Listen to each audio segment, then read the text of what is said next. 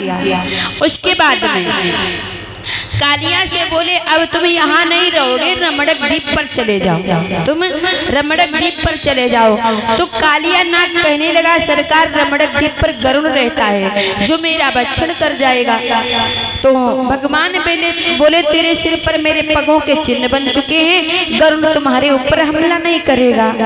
तो यहाँ पर शंका ये बनती है कि गरुड़ और सर्पों की दुश्मनी कब से हुई? परीक्षित चाचा जी, आपने देखा होगा अपना जब मुख सर्प बाहर, जब जीभ सर्प अपनी बाहर निकालते हैं तो सर्पों की जीभ बीच से फटी होती है, सर्पों की जीभ बीच से फटी होती है। ये सर्पों की जीभ जो है दो भागों में क्यों बट गई और कुश क्यों पवित्र माना जाता है? जब पूजा करते हो ना, रोज कुश की पावित्री पहनते हो, तो ये कुश की पावित्री क्यों पहनी जाती है? कुश क्यों पवित्र हुआ है, कब से? एक तो कोई लोग ये कहते हैं कि सीता मैया जब धरती के अंदर जा रही थी तो लक्ष्मण जी ने जाकर सीता जी के केस पकड़ लिए, सीता जी के केस हाथों में आए, धरती पर डाल दिए, उससे कुश बनाए, इसलिए पवित्र है। कोई कहते हैं जब 12 भगवान हिरण्याक्ष से युद्ध करने गए थे तो युद्ध करते करते 12 भगवान के रोम टूट गए, उससे कुश बना, इसलिए पवित्र है। लेकिन अगला कारण जब कहते हैं ब्रह्मा जी के पुत्र कश्यप हुए हैं, अब ये भक्त कथा का रसपान करेंगे कि कुश पवित्र क्यों है और भगवान ने गरुड़ की सवारी कब से करी और गरुड़ सर्पों का अपना भोजन कब से बनाते हैं। संक्षेप में कथा है, समय तो ज्यादा हो रहा है, लेकिन कहते हैं ब्रह्मा जी के पुत्र कश्यप हुए हैं, कश्यप की पत्नी है कद्रु और बिलता, जिसमें एक दिन की बात कश्यप जी कद्रु और बिलता से बोले मैं तपस्या करने जाऊंगा, आपको जो कुछ हमसे मांगना हो तो मांग लो। तो कद्रु जी कहने लगी कि महाराज मेरे 1000 पुत्र हो। बिलता बोली कि मुझे 1000 नहीं मात्र 2 पुत्र हो, लेकिन पुत्र कद्रु के पुत्रों से बलशाली हो हमारे। कश्यप जी ने वरदान दिया और तपस्या करने को चले गए। कुछ दिनों के बाद में कद्रु जी के 1000 अंडे हुए हैं और विनिता के केवल 2 ही अंडे हुए, जैसा वरदान मांगा था। और समय आने पर कद्रु के जो 1000 अंडे थे उनसे वो अंडे फूटे जिनसे सर्पों की उत्पत्ति हुई है। और ये जब देखा कि हमारी बहन के बेटा ये सर्प सामने घूम रहे हैं तो बिनता जी के अंदर कुछ ईर्ष्या हो गई। तो बिनता जी ने जाके अपने एक अंडे को फोड़ दिया, जिससे बालक तो निकला लेकिन उसका आधा शरीर पुष्ट हो चुका है, आधा शरीर कच्चा है। तो उस बेटा को बड़ा खेद हुआ कि मैया तूने अपने पुत्रों को देख करके ईर्ष्या की, जो मुझे फोड़ करके जल्दी निकाल लिया। मेरा अभी आधा शरीर कच्चा है, आधा पुष्ट है। मैं आपको श्राप देता हूँ, तुम अपनी उसी बहन की दासी बन जाओगे।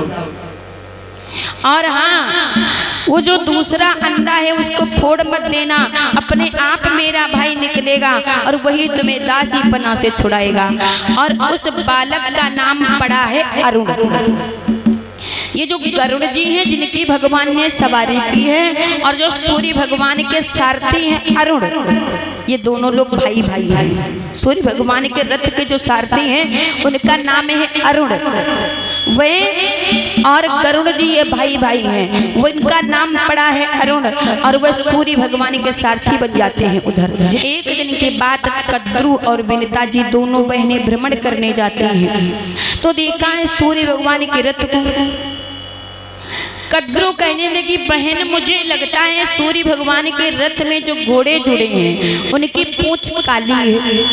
बिनता कहती नहीं, मुझे तो सफेद दिखाई देती है। दोनों बहनों में शर्त लगी कि कल देखती हूँ काली है या सफेद है। इधर से कद्रु गई अपने घर में और सर्पों से पूछती है बेटा एक बात बताओ, जो सूर्य भगवान के रथ में घोड़े जुड़े हैं उनकी पूंछ सफेद है या काली है? सर्प बोले मैया पूंछ तो सफेद है। अब कद्रू जी बड़ी उदास हो गई।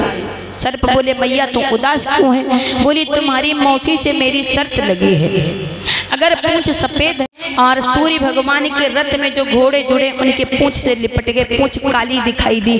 कद्रू ने विनता को छल से दासी बना लिया है और कुछ दिनों के बाद में वो जो दूसरा अंडा रखा था विनता का वो फूट गया। उससे बालक हुआ जिनका नाम हुआ है गरुड़, और गरुड़ जी आकाश मार्ग में उड़ते हैं। देवताओं ने सोचा कि ऐसा तो नहीं, क्योंकि तेज बहुत ज्यादा है। देवताओं ने सोचा ऐसा तो नहीं ये अग्निदेव ही मुझे जलाने आ रहे हैं।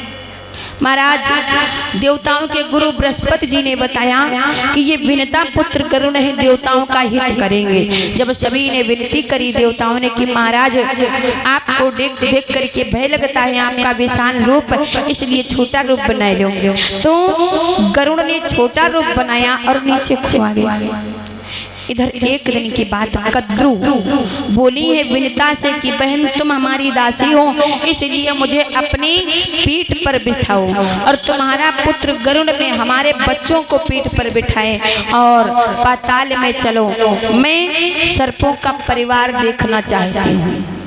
गरुड़ जी ने सर्पों को बिठाया और विनता ने कद्रू को पीठ के ऊपर बिठाया है, पाताल में ले जाते हैं। वहां से जब लौट करके आए तो गरुड़ जी ने पूछा मैया से कि मैया हमको और आपको मौसी की आज्ञा का पालन क्यों करना पड़ता है? तो सारी घटना विनता ने बताई कि बेटा तुम्हारी मौसी ने मुझे छल से दासी बना लिया, तो मैया तेरा दासीपना कैसे छूटेगा? मुझे तो नहीं मालूम, जाओ अपनी मौसी से और भाइयों से पूछ लो। जब गरुड़ जी गए हैं और कद्रू से और सर्पों से पूछा कि मेरी मैया को जो आपने दासी बनाया है तो दासीपना छुड़वाए दो, तुम्हें क्या चाहिए? सर्प बोले देवलोक से अमृत ला करके मुझे दो, मैं तुम्हारी मैया का दासीपना छोड़ दूंगा। इधर महाराज गरुड़ जी आए हैं और मैया विनता से कहने लगे माँ मैं देवलोक जा रहा हूँ अमृत लेने, ऐसी कोई युक्ति बताओ जो मुझे भूख ना लगे, मुझे भूख ना लगे। तो उसी समय विनता ने कहा कि जाओ यहाँ से थोड़ी दूरी पर निषादों की बस्ती है। चाचा जी आप ही की बिरादरी का नाम लिया है। विनता ने कहने लगी जाओ थोड़ी दूरी पर निषादों की बस्ती है, उनको खा करके तुम अमृत लाना, परंतु किसी ब्राह्मण को मत खा लेना। गरुड़ जी जाते हैं, निषादों का भोजन करते हैं, परंतु धोखे से एक ब्राह्मण का भोजन कर लिया, ऐसा कुछ प्रमाण मिलता है। उनका तालू जलने लगा। जब तालू जलने लगा तो गरुड़ जी फिर अपने पिताजी कश्यप के पास में जाते हैं, जहाँ कश्यप जी तपस्या कर रहे थे। सारी घटना बताई है कि पिताजी मैं अमृत लेने जा रहा हूँ, मैं क्या खा करके अमृत लाऊं? तो कश्यप जी ने बताया कि बेटा जाओ, गज और कछुआ, हाथी और कछुआ पूर्व जन्म में भाई भाई थे और पूर्व जन्म के दुश्मनी से ही आज भी लड़ रहे हैं, उनको खा करके तुम भोजन लाना। इधर से गरुड़ जी उनको खा करके तुम अमृत लाना। इधर से गरुड़ जी एक पंजे से हाथी को टांगते हैं और दूसरे पंजे से कछुआ को। अब जगह खोज रहे हैं मैं कहाँ बैठ करके इनको खाऊं, तो सागर के मध्य में एक विशाल बरगद का वृक्ष खड़ा था। माफ करें, एक बरगद का वृक्ष खड़ा था, सागर के मध्य में अभी नहीं है वो। उसमें वालिखिल नाम के ब्राह्मण उल्टे उल्टे लटके तपस्या कर रहे थे। और वो शाखा कितनी बड़ी है, 100 योजन की। जिस शाखा में वालिखिल नाम के ब्राह्मण लटके तपस्या कर रहे थे, 100 योजन लंबी शाखा है। उस शाखा पर बैठने लगे, लेकिन गरुड़ जी के भार को, कछुआ के भार को और हाथी के भार को वो शाखा सहन नहीं कर सकी, टूट गई। तो गरुड़ जी ने सोचा अगर ये शाखा नीचे गिर जाएगी तो ये जो वालिखिल नाम के ब्राह्मण तपस्या कर रहे हैं इनकी मृत्यु हो जाएगी, ब्रह्म हत्या लग जाएगी। तो उन्होंने महाराज उसको शाखा को अपनी चोंच से जबा लिया। प्रमाण यह मिलता है ला करके वो शाखा सागर के पास में डाल दी है। उसी शाखा के ऊपर बैठ करके गज और कछुआ को, हाथी और कछुआ को खाया है, जिससे एक ढेर हाथी की हड्डियों का, दूसरा ढेर कछुआ की हड्डियों का और तीसरा ढेर उस शाखा का। ये क्या बन करके तैयार हुआ? त्रिकुटाचल पर्वत। प्रमाण मिलता है इसी के ऊपर लंका बसी हुई है। कोई कोई कहते हैं लंका तो शंकर भगवान के त्रिशूल पर बसी है। अब एक बात बताओ, लंका शंकर भगवान के त्रिशूल पर अगर बसी है तो बाबा हमेशा सीधो ही त्रिशूल रखत हुई है। हाँ भाई, अगर ऐसे कहीं टेढ़ा मेढ़ा कर दे तो लंका गिर नहीं जाएगी। लंका उसी त्रिकुटाचल पर्वत पर बसी हुई है। और उसके बाद में गरुड़ जी अमृत लेने के लिए जाते हैं देवलोक में। उधर देवताओं को जब ये बात मालूम हुई कि गरुड़ अमृत लेने आ रहे हैं, गरुड़ अमृत लेने आ रहे हैं, तो देवराज इंद्र ने देवताओं को संकेत दे दिया कि अमृत मत ले जाने देना। गरुड़ जी अमृत लेने में